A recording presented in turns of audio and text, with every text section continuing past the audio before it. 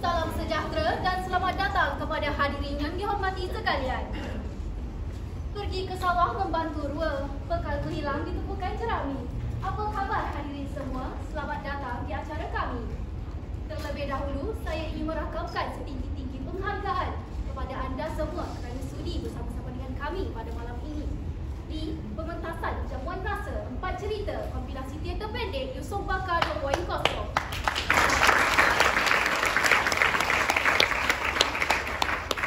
Selamat datang juga saya ucapkan kepada Cikgu Syahrizal dan pelajar-pelajarnya yang datang daripada KB Juasir. Para hadirin yang dihormati sekalian, izinkan saya menceritakan sedikit tentang naskah-naskah yang akan dipentaskan sebentar lagi. Pertama, naskah cerita Kenangan Silam yang dipentaskan dalam monolog teater lantai pada tahun 2025. Seterusnya, naskah Maaf Rala Arahan yang ditulis untuk pertandingan Short and Sweet KL-PAC pada tahun 2023. Kemudian, naskah Antropofagus yang dicipta untuk teater runcit Anjuran Aswara pada tahun 2020 dan diikuti dengan naskah Piagam Tok Dukun yang turut dicipta bagi pertandingan yang sama pada tahun 2024. Keempat-empat naskah ini dicipta untuk pertandingan. Encik Yusof Bakar merupakan pegawai kebudayaan di Pusat Budaya Universiti Sains Malaysia. Beliau merupakan seorang penggiat teater yang aktif dalam mengarah dan menulis selama lebih 15 tahun. Beliau juga merupakan sahabat baik kepada kelab abstrak yang banyak menyumbang dalam bengkel penulisan kami. Beberapa naskah yang lahir daripada bengkel ini telah dipentaskan dalam program Dari Kertas ke Pentas ataupun lebih dikenali sebagai DKKP. 4 naskah terbaru beliau yang bakal kita saksikan pada malam ini menunjukkan kepelbagaian tema daripada kisah buli ke kisah komedi sehingga futuristik. Sekiranya anda berminat, anda boleh mendapatkan buku beliau di luar bilik seminar 1. Satu buku berharga sebanyak RM25 dan bagi pembelian untuk 2 buku, harganya ialah RM20 satu. Sebelum pementasan dimulakan, izinkan saya menyampaikan beberapa perkara penting bagi melancarkan program kita pada malam ini. Sepanjang pementasan berlangsung, kami memohon kerjasama anda untuk mengawal suara. Hormatilah para pelakon yang sedang beraksi di atas pentas serta penonton lain yang berada di sekitar anda. Seterusnya, elakkan bunyi atau gangguan yang tidak perlu. Anda digalakkan untuk memberikan reaksi terhadap persembahan, namun pastikan ia tidak mengganggu penonton lain yang berada di sekitar anda. Anda juga tidak dibenarkan untuk menyentuh wayar lighting bagi mengelakkan sebarang kerosakan atau kecederaan. Teater Jamuan Rasa 4 Cerita ini disampaikan dengan penuh penghayatan dan setiap dialog serta aksi membawa maksud yang penting. Kami berharap anda dapat mendengar dengan teliti dan menghargai apa yang akan disampaikan oleh pelakon. Selain itu, kami juga memohon kerjasama anda untuk memastikan telefon bimbit anda berada dalam booth senyap. Anda dibenarkan untuk mengambil gambar ataupun merakam video, tetapi pastikan flash kamera anda dimatikan. Kami menggalakkan anda untuk berkongsi pengalaman menonton teater pada malam ini di media sosial. Jangan lupa untuk muat naik ke Instagram story dan tag kami di abstraktheater.kt. Sekali lagi, kami amat berterima kasih atas kehadiran anda pada malam ini. Baiklah, tanpa meleyahkan masa lagi, anda dijemput untuk menjamu selera di Jamuan Rasa 4 Cerita kompilasi teater pendek Yusof Bakar 2.0 mempersembahkan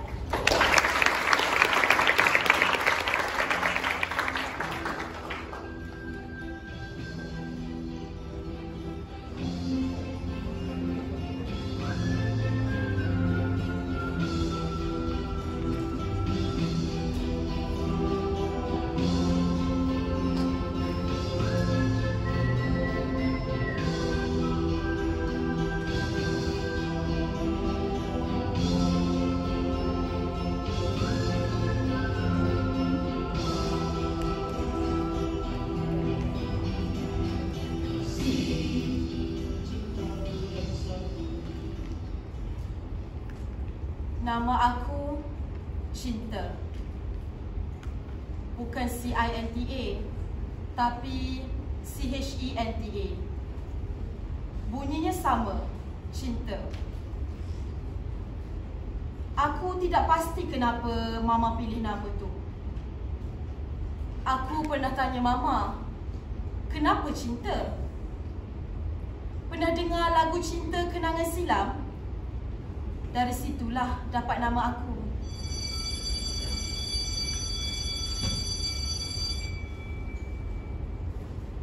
Di sekolah, aku tak ramai kawan. Entah kenapa, ramai yang mengejek nama aku Cinta. Kata mereka, budak-budak tak boleh bercinta. Bila masa pula aku bercinta? Dalam ramai-ramai tu, ada 3 orang yang paling hebat mengejek. Sofia, Bailing dan Aisyah. Apa sahaja yang mereka ejek, aku tebalkan telinga. Kata aku comot lah, masam lah, busuk lah, pecinta lelaki lah, macam-macam lagi lah. Aku hanya diamkan diri, tidak membalas dan mengabaikan kata-kata mereka. Sehinggalah satu hari, ketika aku berada di darjah 5.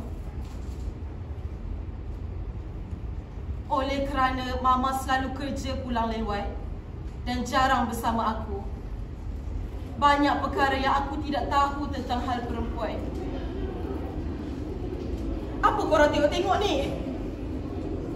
Jangan gelakkan akulah. Darah? Mana ada?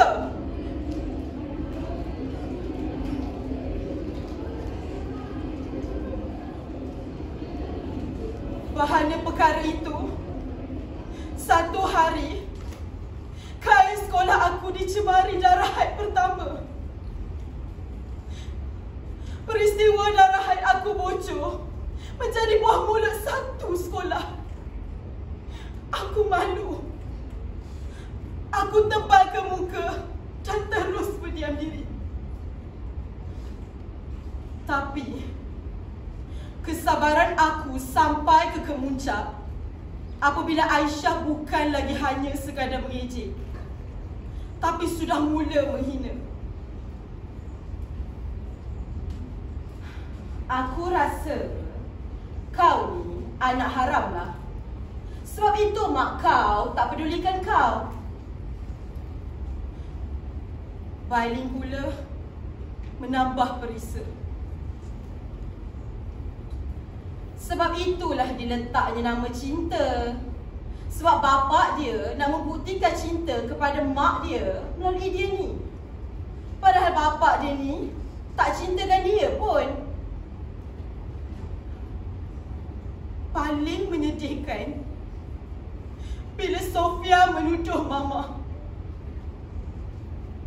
mak kau tu pelacur, kau tu penzina.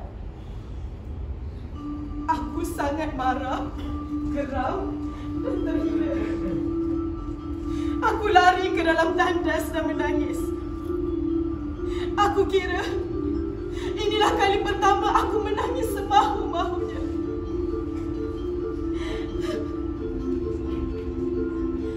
Lama aku dalam tandas. Aku dah tak sedar pukul berapa. Bila aku keluar, sekolah sudah lengang.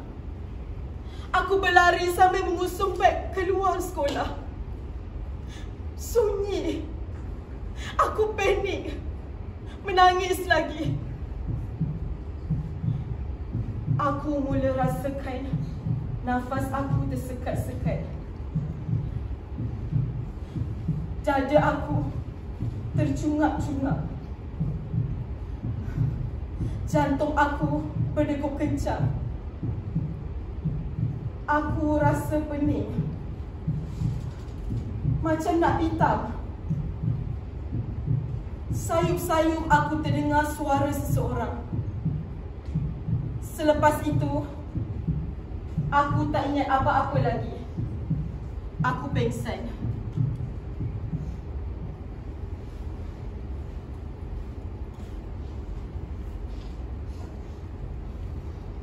Dipendekkan cerita, aku terjaga dari pengsan di atas katil rumah.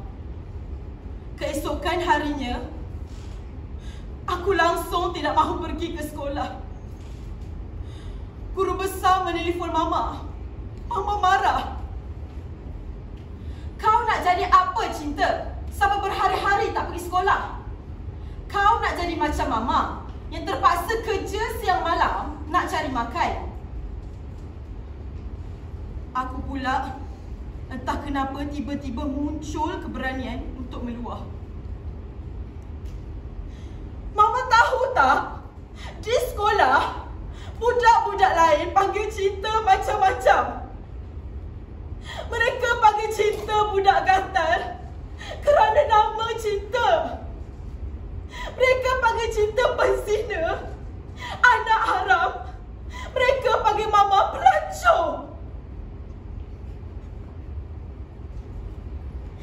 Mama terperanjat. Aku menangis dan Mama terus memeluk aku. Mama tidak henti-henti memohon maaf kepada aku. Aku tukar sekolah selepas itu.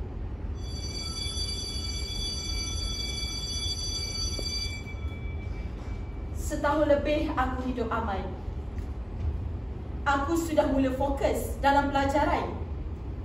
Keputusan UPSR aku memberangsangkan. Aku gembira. Tapi kegembiraan itu tidak kekal lama. Masuk saja ke sekolah menengah, aku satu sekolah dengan syaitan 3 ekor tu. Maka bermulalah kembali episod ngeri hidup aku. Aku kembali dihujan kata-kata nista dan penghinaan. Tapi bezanya kali ini, aku lebih bersedia. Aku sudah lali. Pernah 3 syaitan tu cuba hendak melakukan kekerasan fizikal terhadap aku. Mereka tarik belakang tudung aku. Aku jerit, babilah. Apa main tarik-tarik tudung ni? Aku report Cikgu Fariha nanti. Oh ya, Cikgu Fariha tu cikgu disiplin sekolah aku. Sofia membidas. Report lah. Kau ingat kami takut? Tak tunggu lagi, aku lari macam kipas kudung ke pejabat sekolah. Assalamualaikum. Boleh saya jumpa Cikgu Fariha? Dia tak ada. Seminggu dia kursus di Langkawi.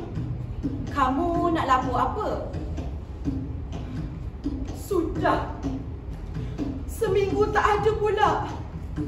Habis, aku nak lapor hal ni kepada siapa?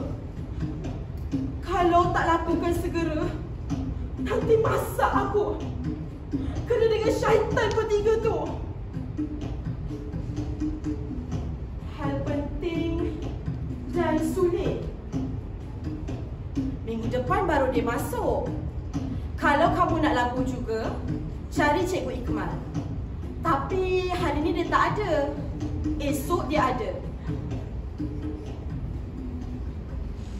Aku tergumam. Badan aku terasa melayang-layang. Aku melangkah longlai masuk ke kelas. Aku pilih pintu masuk yang tidak memaksa aku bertembur dengan Sofia. Tapi walaupun aku masuk dengan senyap-senyap, Sofia perasan. Cinta binti Darwish Hakim. Perlahan saja Sofia memanggil aku. Kemudian Sofia mengambil pembaris, berpura-pura menggaru leher yang tidak gatal. Tapi sebenarnya memberi simbol aku bakal disembelih kelak.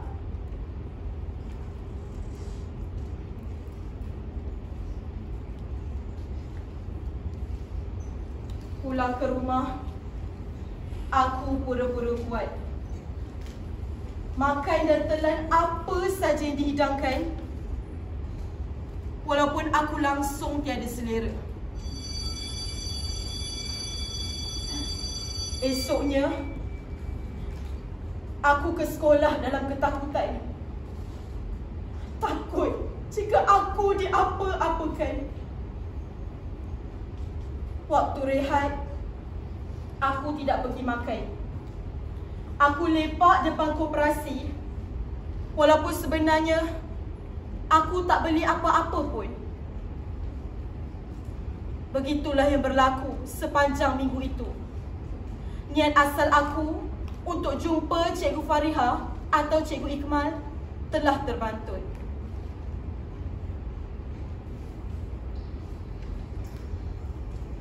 Hari terakhir untuk minggu itu, aku berasa sedikit lega. Tapi aku terleka. Waktu aku berjalan di sepanjang koridor kelas, tiba-tiba Sofia dan Aisyah menarik aku ke dalam sebuah kelas kosong.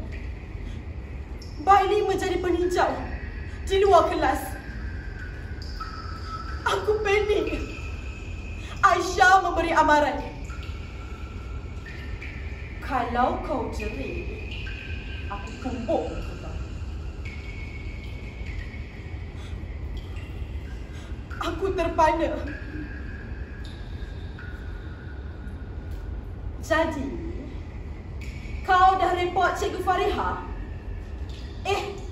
Lupa pula. Cikgu Fariha tak ada. Jadi, dia report siapa? Tak ada reportnya. Celaka kau, ya anak haram. Kau nak laporkan kami kepada cikgu, ya? Sofia dan Aisyah bertubi-tubi menyoal aku. Aku tidak sempat menjawab. Tapi keadaan semakin memburuk apabila Aisyah menarik tudung aku hingga tersepul rambut.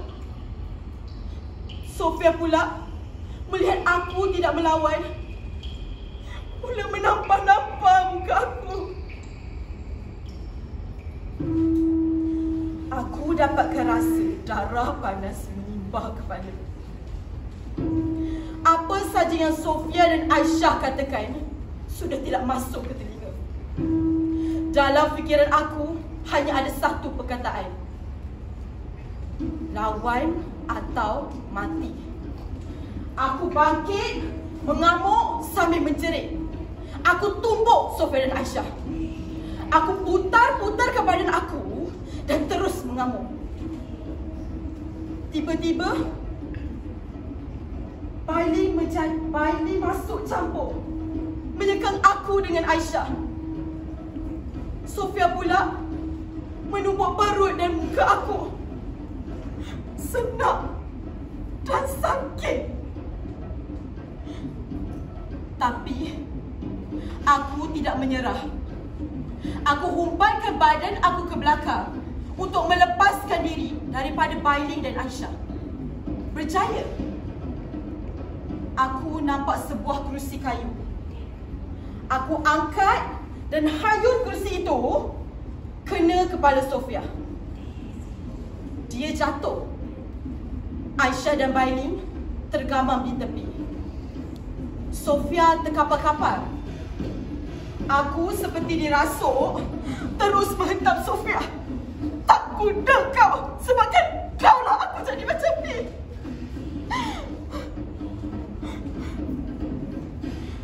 Biar puas. Biar dia rasa seksanya aku dihina selama ini. Tapi ketika aku mengangkat kerusi itu dengan 12 tangan, tiba-tiba aku ditahan oleh beberapa orang. Aku sangkakan Aisyah dan Bailey masuk campur. Bukan. Rupa-rupanya beberapa orang guru masuk campur menghentikan aku. Aku terus lelah yang teramat sangat dan pingsan.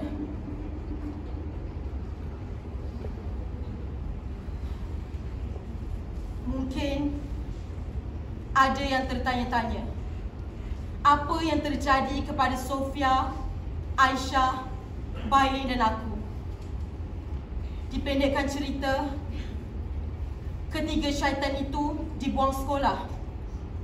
Kerana selepas kes aku, ramai lagi pelajar bangkit membuat pengakuan. Mereka juga pernah dibuli. Syaitan bertiga tu. Kesimpulannya, jangan biar diri anda dibuli. Kerana ia akan meninggalkan trauma kepada diri anda. Bak kata Nietzsche, whoever fights monsters should see to it that in the process, he does not become a monster. And if you gaze long enough into an abyss, the abyss will gaze back into you. Saya bernasib baik kerana tidak menjadi orang yang saya benci dalam proses melawan dunia.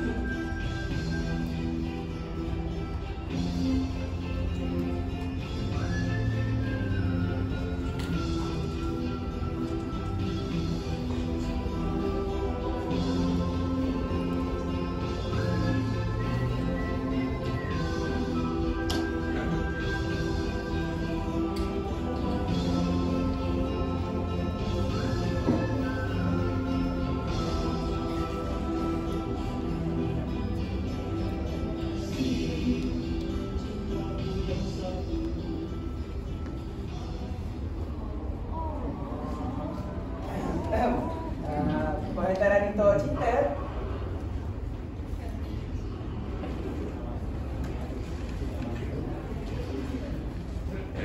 Daripada Sofia, Bailey, Aisyah. tidak!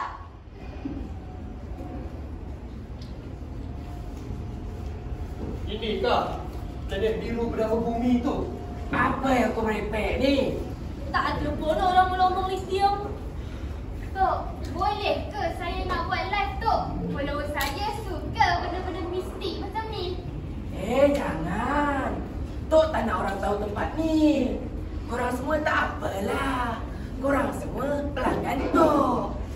Alah, Tok ni. Tempat ni dulu orang buang jin dan sihir. Rumah ni Tok bina nak perangkap jin-jin tu. Bolehlah Tok tembak bypass nanti. Nak buang mereka ni dekat Laut Port Dixon. Sekejap.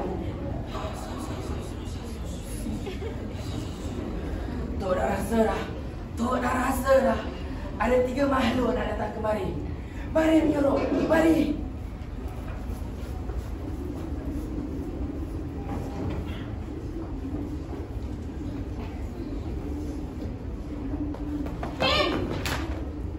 Maaf, Kak. Sorry. Itulah, dia tak ragu lagi.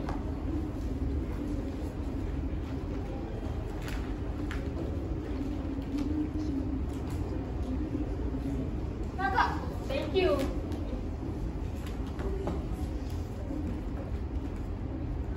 Welcome.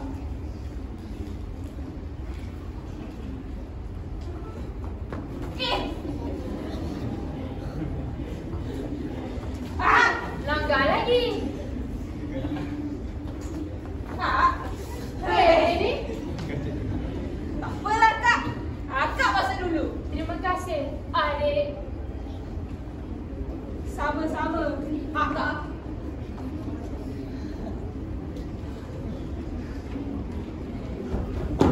Tunggu!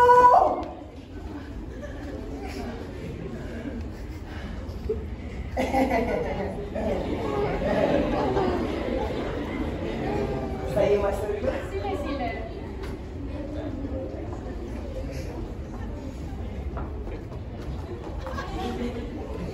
Terima kasih. Sama-sama.